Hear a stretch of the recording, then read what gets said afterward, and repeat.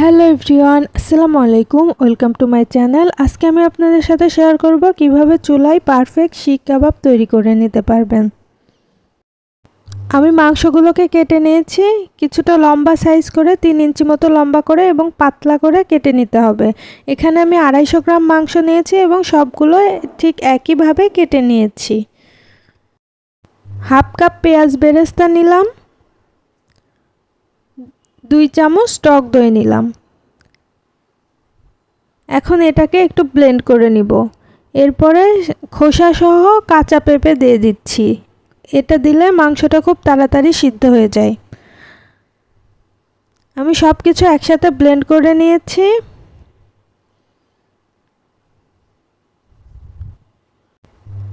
আমি একটা বাটিতে এই পেস্টটা নিয়ে নিলাম।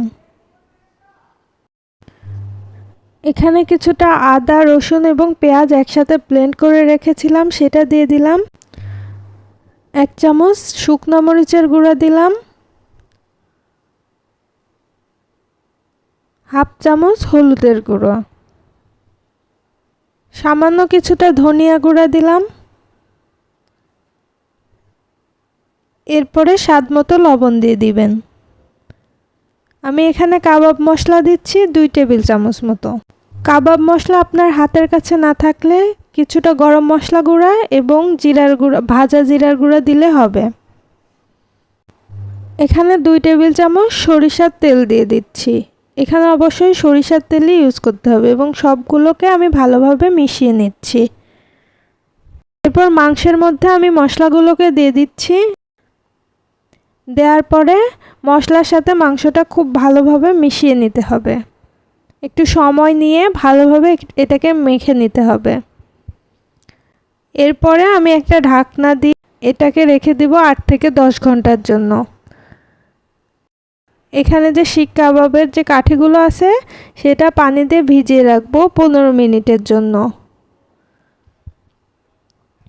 আমি মাংসটাকে বের করে নিয়েছি এবং এটাকে আবার কিছুক্ষণ ভালোভাবে মিশিয়ে নিতে হবে। ভালোভাবে মেখে নেওয়ার পরে যে কাঠিগুলো ভিজিয়ে রেখেছিলাম সেই কাঠিগুলোতে এই মাংসটা গেঁথে নিতে হবে। আমি আপনাদের দেখিয়ে দিচ্ছি কিভাবে গেঁথে নিতে হবে। আর মাংসটা পেঁপে এবং টক দই দেওয়ার কারণে অনেকটা নরম হয়ে যাবে এবং খুব সহজে এটা গাঁথা হয়ে যাবে। এভাবে হালকা একটু পেঁচিয়ে পেঁচিয়ে এটাকে গেঁথে নিতে হবে। এভাবে করে আমি সবগুলো শিক কাবাব রেডি করে নিব। আমার চ্যানেলে রান্নার আরও কিছু ভিডিও আছে, আপনারা চাইলে দেখে আসতে পারেন। আর আমার ভিডিওগুলোর আপডেট পাওয়ার জন্য চ্যানেলটি সাবস্ক্রাইব করে পাশে থাকবেন। আপনারা দেখলেন ঠিক এভাবে করে আমি সবগুলো মাংস কাঠির সাথে গেঁথে নিব। আমার সবগুলো কাবাব রেডি হয়ে গেছে। এখন এটাকে ভাজতে চলে যাব। এজন্য চুলায় একটা ফ্রাই প্যান দিয়েছি, এটাতে সামান্য কিছুটা সরিষার তেল দিয়ে দিচ্ছি।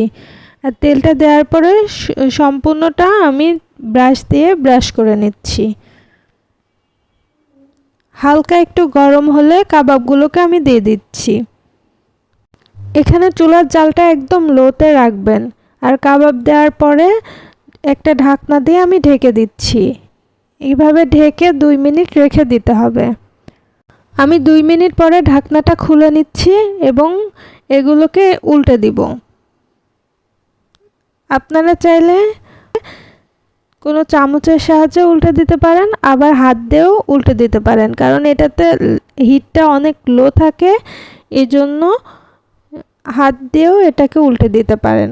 আপনাদের কাছে যেটা সুবিধা মনে হবে সেভাবে এটা করতে পারেন। এরপর আমি ঢাকনা দিয়ে ঢেকে আবার 2 মিনিটের জন্য রেখে দিব। 2 মিনিট পরে আমি আবার ঢাকনাটা খুলে দিয়েছি।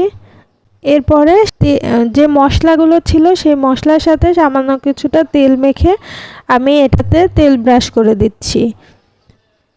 এবার তেল ব্রাশ করার পরে বেশিক্ষণ রাখতে হবে না, 30 সেকেন্ড মতো রেখে আমি আবার উল্টে দিব। আবার অপর সাইডে 30 সেকেন্ড মতো রাখলেই আমার কাবাবটা রেডি হয়ে যাবে। এভাবে খুব সহজে আপনারা বাসায় কাবাব তৈরি করে নিতে পারবেন। দেখা হবে পরবর্তী কোনো ভিডিওতে নতুন কিছু নিয়ে। সে পর্যন্ত ভালো থাকবেন, সুস্থ থাকবেন। আল্লাহ হাফেজ।